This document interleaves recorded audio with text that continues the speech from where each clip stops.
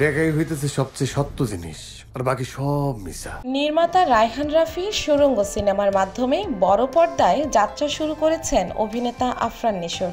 বেশ কিছুদিন বিরতির পর এবার পরপর 2 সিনেমা নিয়ে পর্দায় ফিরছেন জনপ্রিয় এই অভিনেতা। 2টি সিনেমাই তৈরি হচ্ছে বাংলাদেশ ভারতের যৌথ প্রযোজনায়।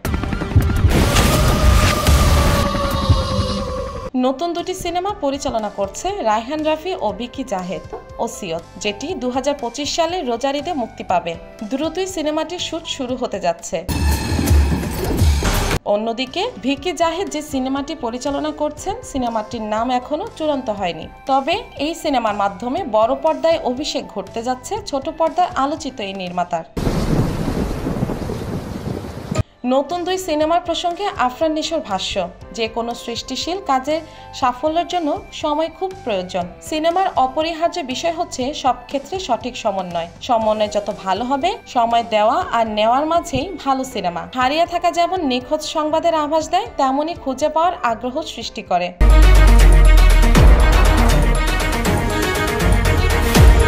অনেক নিখোঁজের মাঝে খোঁজ পেয়েছেন এসভিএফ আলফাই এন্টারটেইনমেন্টের। প্রযোজনা প্রতিষ্ঠানটির সঙ্গে 2টি সিনেমা চুক্তি সম্পন্ন করেছেন। এই ব্যাপারে প্রযোজনা প্রতিষ্ঠানটি বলে, আফরান নিশোর বড় পর্দায় ফিরে আসা নিশ্চয়ই এসভিএফ আলফাই এন্টারটেইনমেন্ট লিমিটেডের জন্য রোমাঞ্চকর একটি অধ্যায়ের সূচনা করছে। পরবর্তী সিনেমাগুলো অভিনয়ে যে কারিশমা দেখাবেন নিশো, সেসব উন্মোচনের জন্য অপেক্ষায় দর্শকেরা।